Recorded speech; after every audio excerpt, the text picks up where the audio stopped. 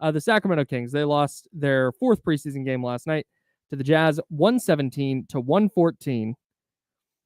And man, I'm stuck a little bit between preseason doesn't matter.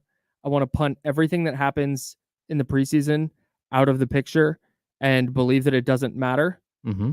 But at the same time, if we're talking about the Kings as a 50-plus win playoff team and as this team that's going to have the best offense in the league and the best offense ever and all this other stuff, I need to see more.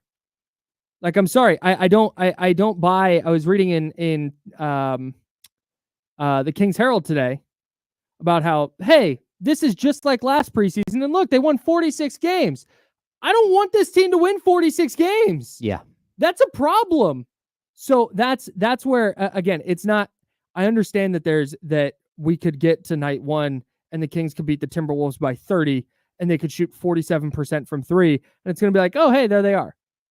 But at the same time, what we have right now is a small sample of preseason games, and it just hasn't been great.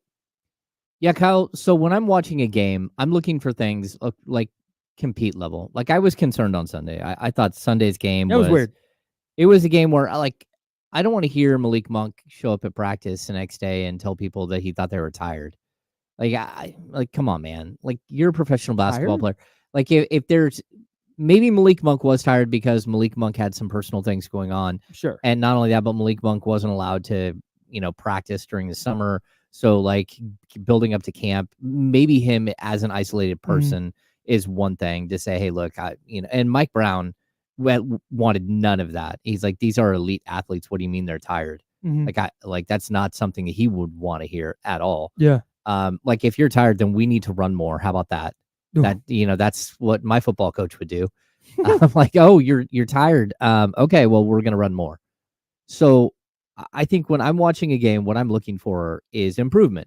Sure. And, if we go back to the last couple of games before this one, the Kings had 30 plus points in transition 2 games in a row. Mm-hmm. Right. And it's like, okay, their transition game is great. Super fast. The problem is that they weren't scoring any other way. Yeah. So their offense was horrific, and the offensive numbers they weren't good as it was, but they were being buoyed by a whole bunch of really weird fast break transition buckets. Yeah. So if you're saying, oh, well, they had 24 assists, it's like, okay, but 24 assists, I guarantee you 16 of those came on the break.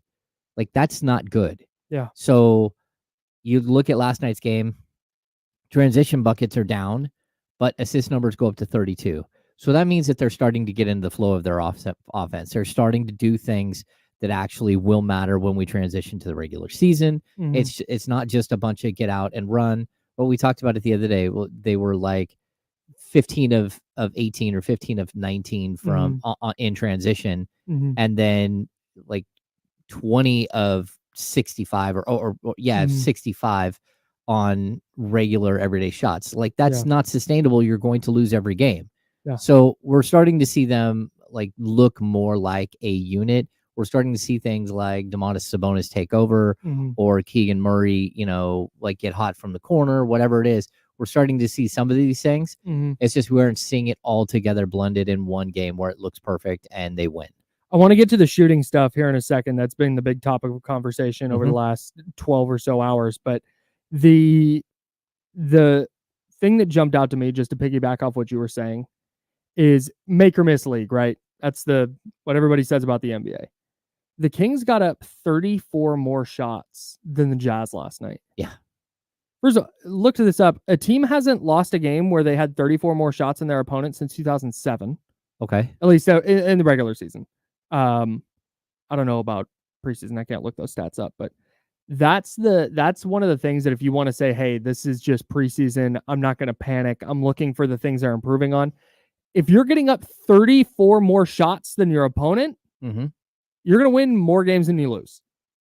Oh, which is why, you look at last night, and we'll talk about the shooting for sure, but that's one of the things that I was encouraged by last night is it wasn't against Portland, right? It was a what the hell is this game? It was this is not a competitive basketball team. What are they doing? Versus last night, it was, okay, they just didn't have some shots going. And that's going to happen sometimes. The fact that they had 34 more shots than the Jazz is a plus to me, even if a bunch of the shots didn't go in. No, I'm with you because look, the way that you get extra possessions, there's two basic ways to get extra possessions. Number one, you force turnovers, and the Jazz turned the ball over 24 times last night. And of those 24 turnovers, 16 steals for the Sacramento Kings. You had 5 steals for DeMar DeRozan. You had 4 steals for Jordan McLaughlin off the bench. Like every starter had a steal. Almost every starter had 2 steals. So that's a good sign.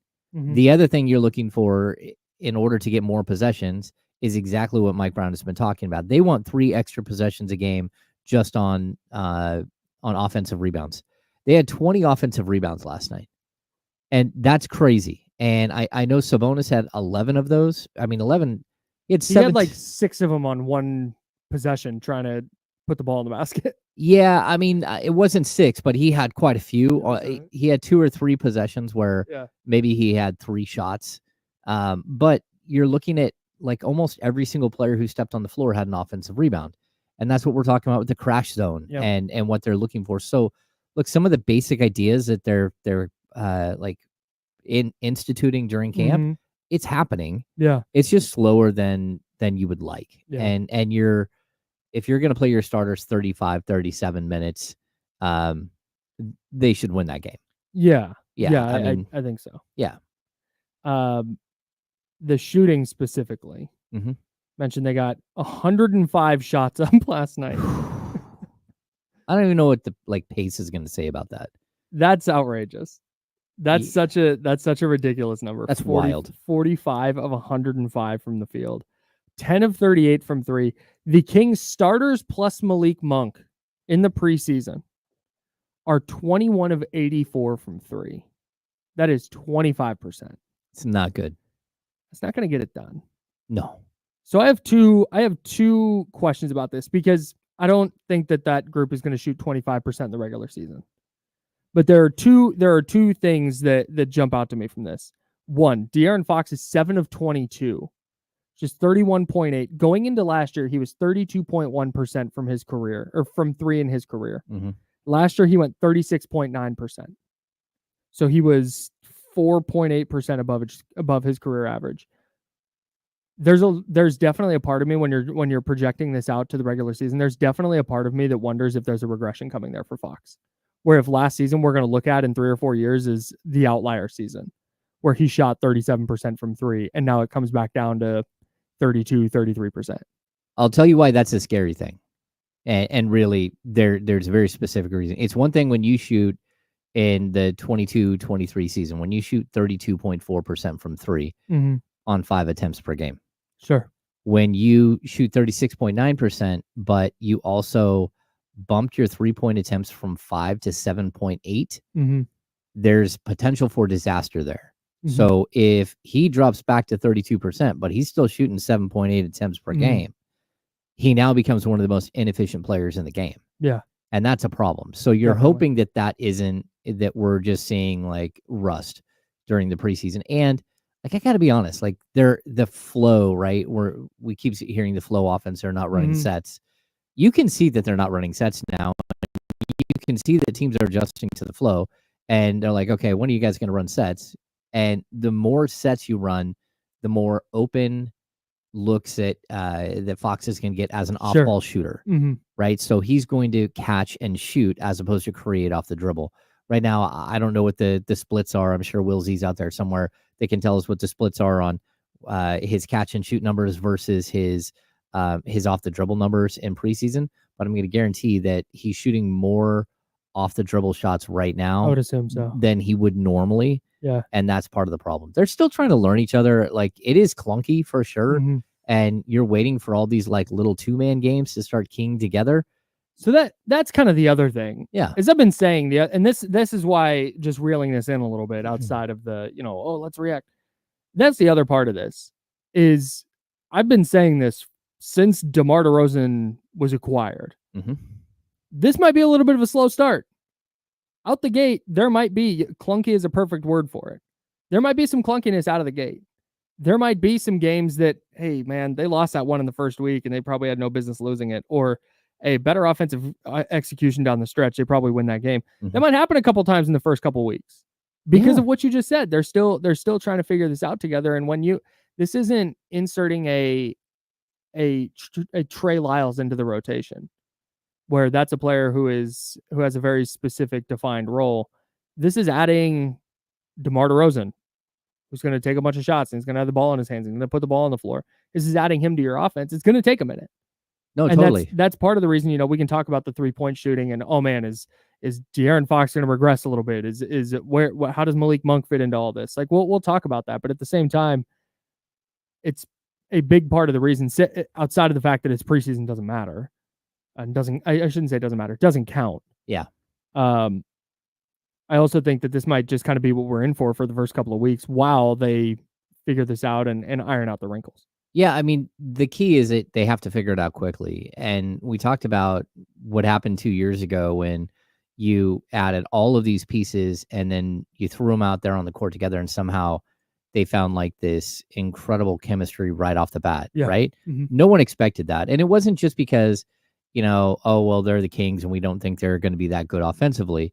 It's that most of these players had not played together before. Right. I think there is a problem here with the fact that, a guy like Jordan McLaughlin is now being integrated into the system. Later this week, Kevin Huerter is going to be integrated into the system. He probably won't play on Thursday, but, there's a chance that he's going to be on the court on week 1, mm-hmm. and you need him integrated into the system. The same thing goes with Trey Lyles. Like, they have made structural changes to their offense and defense during the offseason, mm-hmm. but on top of that, like, the key piece that you added is DeMar DeRozan. He's not getting an opportunity to play with 2 guys and 3 guys. You throw McLaughlin in there that all the other guys have. Mm-hmm. So you're going to have this moment where he doesn't know those guys. He doesn't know where they like to be. He doesn't know how to help Kevin Huerter get open off a screen or where Trey Lyles likes to go, or the fact that Trey Lyles pump fakes almost every time someone runs at him on a 3. and as a player, you need to know, like, oh, Trey Lyles is going to pump fake, which means I need to get out of the key so I don't get stuck with a 3 in the key, sure. If I'm going in for a rebound. So there's all of these little nuances to the game that they're going to have to learn. Mm-hmm. Right now, it looks sloppy, and that's okay. They still have like 8 days and 9 days, whatever it is. And in basketball time, that is an eternity. It's a long time. Yeah. You get a lot done in a week. Yeah. I do wonder if the shooting woes continue, if we do see some regression from Fox, and if Keon Ellis is not hitting threes the way he did last season, if we see the adjustment be Kevin Huerter back in the starting lineup, where they just need some kind of shooting and spacing with that group. Because that was the whole thing last year is De'Aaron Fox is, hey, there's your spacing now. And De'Aaron Fox, as fast as he is, you can't recklessly close out on him because that's an easy blow by and it's going to be an easy bucket either in the mid range or at the rim. So that's one of the I don't know, silver linings, but like things you can fall back on here is there is a very, very good shooter kind of waiting in the wings here, where if they do need to make an adjustment, there's a pretty easy adjustment they can make that might be able to just fix everything that is wrong. Again, if they're still not shooting it great. No, I'm with you. Keon Ellis hasn't shot the ball particularly well from 3, but my bigger concern is that, like, you can't have games where he's shooting 2 times and games where he's shooting 3 times. Exactly. It's kind of like we talk about this all the time. It's one thing to have a great defender who's sitting on the bench because he's not good enough to get on the court. Mm-hmm. Like, that guy doesn't help you. It's another thing that, like, if you're a really good shooter, but you never shoot, that's not okay. That's not what the offense is asking you to do. Yeah. And I'll say this too, like, Keon Ellis made some changes to his shot. He's jumping more towards the basket. He's doing a lot. He's doing something different that I was like, I wonder why you changed things, which I didn't think he should have. Yeah. It was good from 3 last year. Yeah. And so I'm hoping that isn't an issue and that it doesn't carry over. But, like, look, he is a very, very good shooter, and he needs to shoot. Like, the Kings need him to shoot 4 or 5 threes a game, like, at a minimum. And he can do that. He just needs to make sure that he's moving to spots and that his teammates are looking for him. Yeah. I watched last night. There were at least 3 or 4 like possessions where Keegan Murray was wide open on like the right corner, and they didn't kick it to him. And they were in transition. He did his job to run down, and they're not seeing the court the right way right now, which tells you that they're thinking too much. Like on the court, you can see the wheels turning a lot of the time. And it's part of, growing together as a group, but it's also part of it being preseason and these guys, working in the gym all summer long, but not doing a lot of 5-on-5 work, doing a lot of individual training and stuff, but not doing, big pickup games. I think all of this, because there were good things to take away from last night, and we'll get to those too. I think the important thing with all of this, as far as preseason goes, is this is not projecting out to what this year is going to be. This is not, the Kings can't shoot. Like, maybe that'll be the case, but this is just something I'm filing away for the regular season. Mm-hmm. Like, that's a thing I need to see change once the regular season starts. And if it does, then great. But at the same time, if they come out in the first 2 months, they're shooting as a team 32% from three or something ridiculous, then we're going to go back to the preseason. We're going to go, hey, this has been a problem. Yeah. So that's where I want to make sure this is landing, is not, oh my God, the Kings can't shoot. But it's definitely, it's not nothing, but I'm also not sure how big of a something it is. You know what I mean? Yeah. Does that make sense? The sky is not falling. Like, no, not at all. But it is raining. So you need to figure out what the problem is. It's maybe a mist, maybe a light mist. Yeah. I mean, you wore the jacket today, so I did. Yeah, I did. They did have some good Universal. stuff, man. They did have some good stuff from this game. So yeah, we can get to that for sure. He's James Ham, I'm Kyle Madsen, we're the Insiders. We are sponsored by Jiffy Lube, and we're hanging out with you here on ESPN 1320, Sacramento Sports Leader, until noon. We can kind of mix and match. I want to get to Domantas Sabonis for sure, but since you mentioned Jordan McLaughlin, let's just start there. Oh yeah, he can play, man. Just an effective player. I don't know. Here's my question for you. Is he gonna have a regular rotation spot? Because I did not realize how really undersized he is. Yeah, when he talked about being 5'11". Yeah, he's not. Oh no, he's very undersized. He is definitely undersized, which makes me wonder how much of is he going to have a regular rotation spot? Because can you play him next to Malik Monk? Can you play him in a 3-guard lineup and feel really good about it? I genuinely have no idea, and that's where my question is. He can very obviously play, and I think he can very obviously have an impact for Sacramento. But I also am not sure if it's going to be a matchup based thing where, hey, Kings need a defensive spark, get him in there.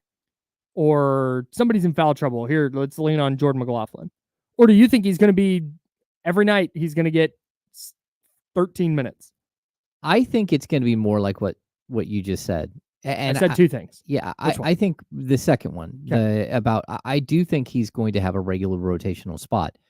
Like when I'm watching him play, I'm just so impressed. He's just, you know what he is? He's a professional hooper. Yeah, dude, he just knows what to, I said. Don't say the name that you said when we were talking about who he reminds you of last night. Yeah, for sure, don't do that. No, you can't. I'm joking, but I said it's like miniature Derek White. Okay, that's how. When I watch Derek White, and again, it's not. It's like miniature off-brand Derek White, because Derek White is the kind of guy that, you kind of watch him just move on the court, and it's nothing crazy special, but he's always in the right spot. He always makes the right play. When he gets the ball, when he catches and shoots, you feel really good that it's going to go in. And I think McLaughlin went 0 for 4 from 3 last night, but he went 4 for 9 overall. Yeah, you just feel good when he has. It's just, hey, I know that guy's going to do the right thing on both ends of the floor. Yeah, so when you're watching a guy and he goes in just for a layup and you're like, okay, that just looked like a professional play. And then you see him pull up from, he missed I think a baseline 3. Well, he missed a baseline 3. And then the Kings got the offensive rebound. It got kicked right out to him. And he's 15 feet away and just drills the baseline jumper. Look, there are so many plays that I watched in that game, just on the offensive end, where he's just smooth and he knows what he's doing. And on the defensive end, he was one of the league leaders in deflections. 4 steals last night. He's all over the place. And not only that, but I think people underestimate him because of his size. And he gets to a whole lot more like, he tips the ball out or deflects way more than you expect. I think that there's going to be a moment where you're gauging, okay, like how good is he versus, how often do we get beat defensively because of it? Right. Like there's like a diminishing returns. Yeah, there's like a perfect balance point between Mhm. playing him enough and not playing him too much. Mhm. And so you're sitting there, okay, like, look, how do we find that? And to me, he's almost like, I think you can use him as the way that that the Pelicans use Alvarado, but he's like almost the complete opposite of Alvarado, except for the fact that they both get a bunch of steals. But the way he gets steals versus the way Alvarado gets steals, like everything Alvarado does is like hair's on fire. Mhm. Everything Jordan McLaughlin does is so polished and like professional. Yeah. And so I dig it. Like right away, you're like, oh, this is a really, really high level player Yeah. that, maybe didn't get enough opportunity, or maybe, again, there is this balancing point where you can't keep going to the well on him. And so, we talked about Tyus Jones and like how the Kings may have been able to upgrade the position. I think they may have got like a really good, perfect fit for their team, Mhm. where it's not a guy that you want to have step in and play 35 minutes a night in a pinch or start, but for your team, when you have a all NBA point guard that's averaging 35 minutes a game, you don't need somebody who's playing that much. Yeah, over the last 3 years, he played 161 games for Minnesota and played about 14 minutes a night, a little less than 14 minutes a night. Mhm. I think if you can get that out of him, and he just continues to do what he did last night, where he's creating extra possessions with steals, and he's knocking down a couple of threes and making the right pass, just continues making the correct plays, I think that could be really valuable. And maybe he's not an every night player, but I think when he is on the court, I think he might quickly become a fan favorite. No, I think so too. And then one last thing on him, when we saw Please. his numbers last season and he shot 47.2% from 3, Mhm. it's like, what in the world? Like, okay, first of all, why isn't he playing more? And secondly, how do you go from being like he's shooting 30.8%, 31.8% the year before that, to 47.2? And you look at him play and you're like, okay, I get it, because you worked really hard on that because you knew that that's what's going to get you on the court, and you're a professional. Mhm. So I get it with Jordan McLaughlin. Like very quickly, some players you understand how they're in the league, and others you're still wondering, like 5 years in, how they keep getting contracts. You don't wonder why he keeps getting contracts. Yeah, 38.2% from 3 in year 1, 35.9, and then the 2 years you said 31.8 and 30.8. Then up to 47.2 last year. Yeah. Crazy. Jordan McLaughlin, fun player.